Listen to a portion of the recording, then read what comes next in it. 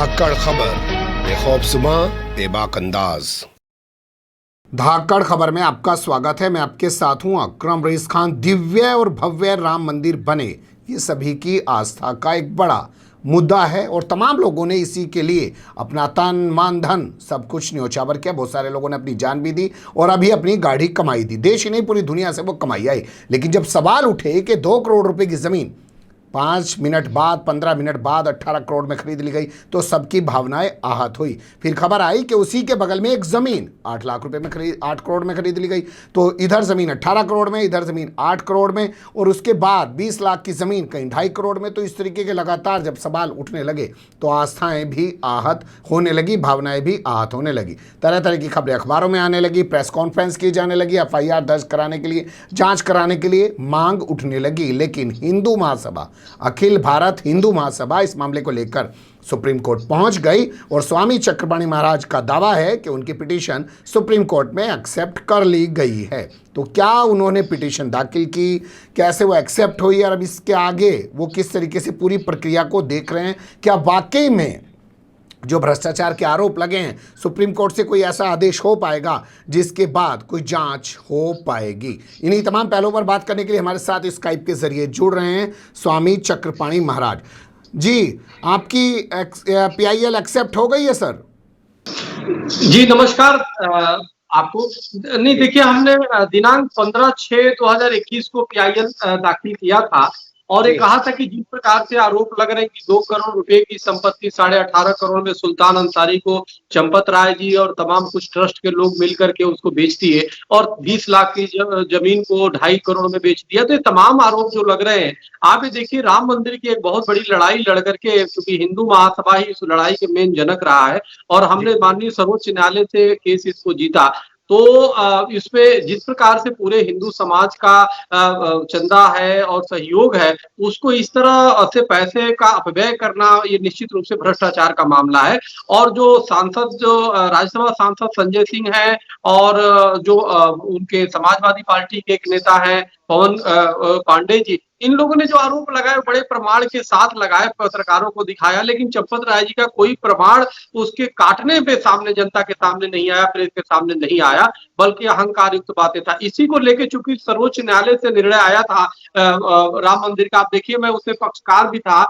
सबसे ऊपर मेरा आपूर्व नंबर है, जो ये आदेश का मूल प्रति है, और आप ये देख सकते हैं कि पीछे लगे हुए हैं, ओरिजिनल कॉपी में दिखा रहा हूं आपको। तो चूंकि हम लोग का दायित्व बनता है, ठीक है, हम ट्रस्ट में सरकार ने किसी कारण से क्राइटेरिया नहीं समझी होगी कि भाई चलो इसका, इन लोगों का कोई योगदान नहीं हो, जबकि हम हिंदू पक्षकार जो 4 थे, रमाले ट्रस्ट था, धर्म पूजी धर्मदास जी थे, रमेश चंद्र त्रिपाठी थे और president all India Hindu Mahasabha की तरफ से मैं था। तो हम लोगों ने बड़े तन मन धन से, लेकिन हम लोगों को किनारे किया गया। तो किनारे कर दिया गया, ठीक है, हम चुप है, लेकिन हम उसपे, जिस राम मंदिर को इतनी लंबी लड़ाई के बाद के लाए, उस पे अनियमितता नहीं होने देंगे, अपने आंखों के सामने भ्रष्टाचार होते हुए नहीं देखेंगे। तो हमने उसकी जांच के लिए, निष्पक्ष जांच के लिए 15/6/2021 को माननीय सर्वोच्च न्यायालय के मुख्य न्यायाधीश जी को जनहित याचिका में पत्र भेजा था।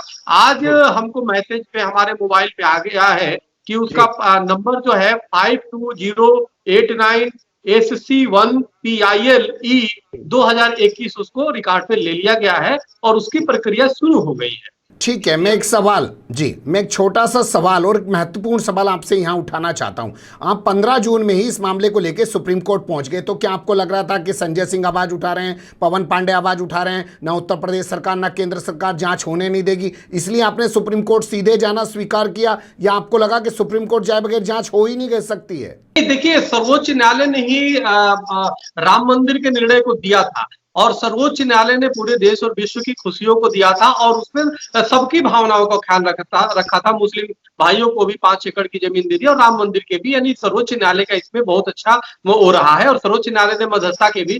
तो सर्वोच्च न्यायालय से जब मामला है तो हमें वहीं पे जाना उचित था कि भाई सर्वोच्च न्यायालय में हम डाले, क्योंकि कई बार देखिए सरकार हमेशा निष्पक्ष होनी चाहिए, निष्पक्ष होती है चुने जाने के बाद। चुनाव के पहले तो ठीक है पार्टी होती है, लेकिन जब सरकार बन जाती है, लेकिन कहीं ना कहीं सरकार अगर जो डिले कर सकती है या कुछ कर सकती है, तो इसलिए हमने कहा कि सरकार तो जो जांच करे करती रहे, हम क्यों ना, सर्वोच्च न्यायालय ने हमें निर्णय दिया है तो सर्वोच्च न्यायालय में हम जाएं। और एक हम पक्षकार रहे हैं, हमारे एक व्यथा है और भी पक्षकार हो जा रहे हैं, जो और भी हिंदू पक्षकार है वो भी दुखी है, वो भी अपने अपने फोरम पे काम कर रहे हैं, कोई डीएम क्या, अयोध्या डीएम क्या, मुझे हरमाले ट्रस्ट की तरफ से अभी मुक्तेश्वरानंद सरस्वती जी ने दिया और धर्मदास जी भी दे रहे हैं, हमने सुप्रीम कोर्ट में दिया।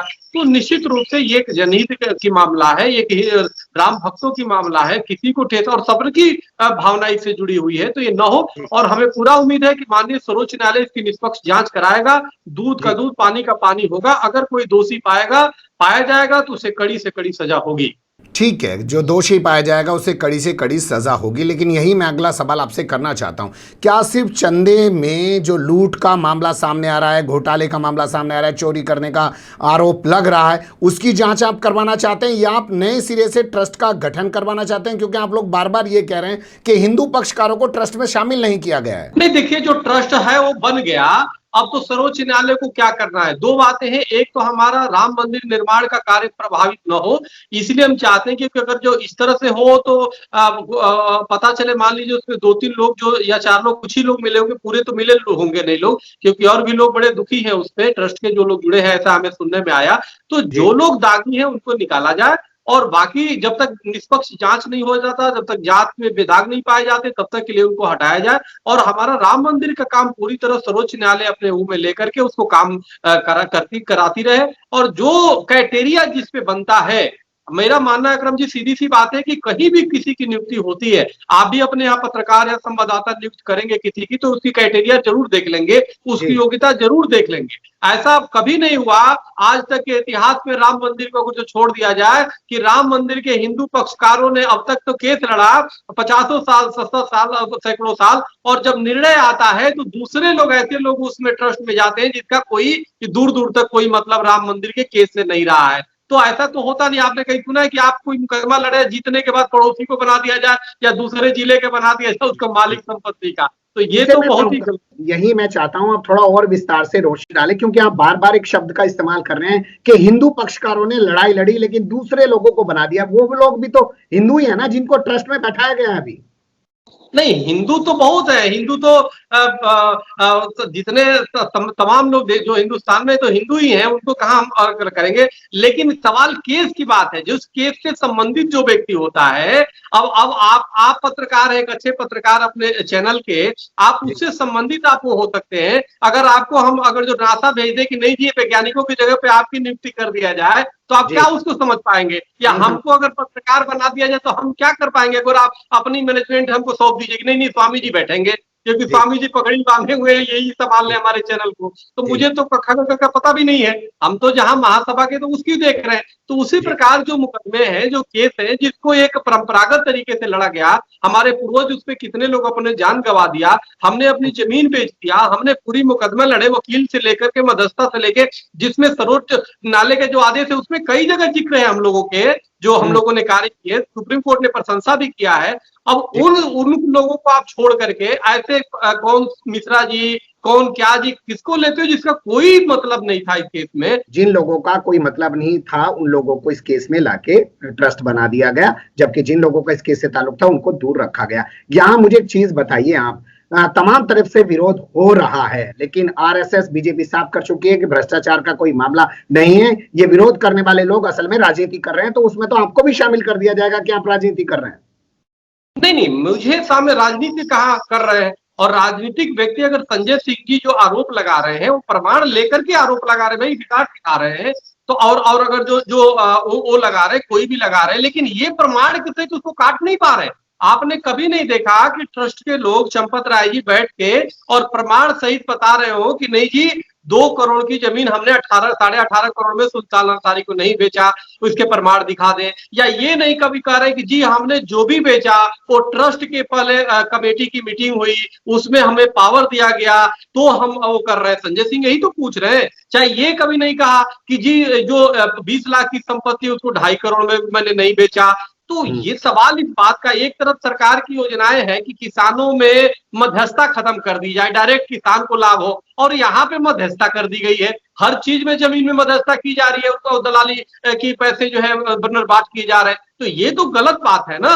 तो ये कहीं ना कहीं निश्चित रूप से देखो, एक सितम को देखते रहना सितम से कम नहीं होता। मेरा दावा है कि कातिल गवाहों में भी होते हैं। हम लोग बैठ कर मूक दर्शक नहीं रह सकते, हम सिर्फ दर्शक नहीं बन सकते। हम हमारे पूर्वजों ने, हम लोगों ने मिलकर इस केस को लड़ा है। और अगर जो बिना क्राइटेरिया के लोगों को रख रहे हैं उस पर मुझे कोई आपत्ति नहीं, लेकिन जो क्राइटेरिया वाले लोग हैं उनको भी आपको रखना चाहिए।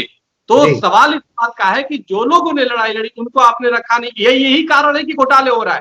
अगर वो लोग होते तो वो घोटाले इस तरह की बातें सामने नहीं आती, आरोप नहीं लगते। बिल्कुल सही आप कह रहे हैं कि अगर वो लोग होते, क्योंकि उन्होंने एक संघर्ष किया है, एक लड़ाई लड़ी है, उनकी आस्था जो आज ये लोग आकर बैठ गए, मालिक बन के बैठ गए, इनसे बड़ी और मजबूत उनकी आस्था हो सकती है और वो उस पैसे में खिलवाड़ नहीं होने देते। लेकिन आपको क्या लगता है महाराज कि फिर से आपको सुप्रीम कोर्ट से ही इंसाफ मिलेगा? नहीं, बिल्कुल। देखिए, एक हमारे यहाँ संवैधानिक एक ढांचा है और संवैधानिक प्रक्रिया है हर चीज का। हमने डाला है, हमें आता है, विश्वास है। इतने लंबी लड़ाई के बाद आखिर सर्वोच्च न्यायालय ने ही तो इसकी फैसला दिया ना। और पूरे भगवान राम की जो है एक देश की पहचान है। भगवान श्री राम में पूरे विश्व की आस्था है, तो इसलिए मंदिर बनेगा तो पूरे देश को खुशी होगा। लेकिन मंदिर के नाम पे, अपने को कथित हिंदू के नाम पे आप घोटाले करते रहो, और हिंदू के नाम पे, राम भक्त के नाम पे आपको थोड़े छोड़ेंगे। और भगवान श्री राम का यह आदर्श रहा है अकरम जी कि उन पे माता सीता पे एक बार आरोप लगा, उन्होंने सब कुछ कितनी त्याग करने का काम किया, और उस श्री राम की भव्य मंदिर बन रहा है। एक धोबी ने आरोप लगाया भगवान श्री राम पे, उन्होंने कितनी परित्याग कर दिया माता सीता का। और यहाँ पे एक राज्यसभा सांसद आरोप लगा रहा है और चंपत राय कह रहे कि मेरे को तो आरोप लगता रह रहा है। अरे आरोप तो आप राज्यसभा सांसद से बड़े हो, आप कोई भी, चाहे वो किसी भी पार्टी से जुड़ा हुआ हो, जो आरोप लगता है उस आरोप का जवाब देना आपका कर्तव्य है, धर्म है, बनता है। क्योंकि आप एक जिम्मेदार पद पे हो, एक गैर जिम्मेदारानी बात नहीं करनी चाहिए। तो इसलिए आरोप जब लग रहा है, आप उसको, आपका दायित्व बनता था, कर्तव्य बनता था कि साक्ष्य और प्रमाण के आधार पे आप वो करो। तो निश्चित रूप से जब आदमी नहीं बोलता है, जब मुंह छुपाता है, तो कहीं ना कहीं दाल में काला है। और यहाँ पे दाल में काला नहीं, बल्कि पूरी की पूरी दाल काली है, क्योंकि कई मामले आगे बीच में। तो ये कितने मामले सुनते रहा जाए। तो इसलिए ये सर्वोच्च न्यायालय अपने अंडर में जब जांच कराएगी तो दूध का दूध, पानी का पानी होगा। और निष्पक्ष जांच, मैं नहीं कर रहा हूं उनको दोषी कह रहा हूं, जो आरोप लग रहा है परमात्मा करे अगर जो निर्दोष हो तो निर्दोष साबित हो जाए, मुझे सबसे ज्यादा प्रसन्नता होगी। लेकिन अगर उन्होंने अपराध किया होगा तो सजा कड़ी से कड़ी होनी चाहिए। बहुत शुक्रिया, आपने वक्त दिया। और आपने जो आखिर में कहा कि हम ये नहीं कह रहे हैं कि कोई दोषी है, हम ये कह रहे हैं जांच होनी चाहिए। जांच होने के बाद ये साबित हो जाए कि इन पर आरोप गलत लग रहे हैं, और जांच होने के बाद ये साबित हो जाए कि दोषी हैं, तो इनके खिलाफ ठोस कार्रवाई होनी चाहिए, क्योंकि ये लाखों करोड़ों लोगों की आस्था से जुड़ा हुआ बड़ा मामला है। लेकिन फिर से एक बार आप सुप्रीम कोर्ट पहुंचे, आपको लग ही रहा है कि सुप्रीम कोर्ट से इंसाफ मिलेगा। इंतजार रहेगा सुप्रीम कोर्ट में क्या होगा। आपने वक्त दिया, बहुत शुक्रिया। फिर आपसे जुड़ेंगे, धन्यवाद।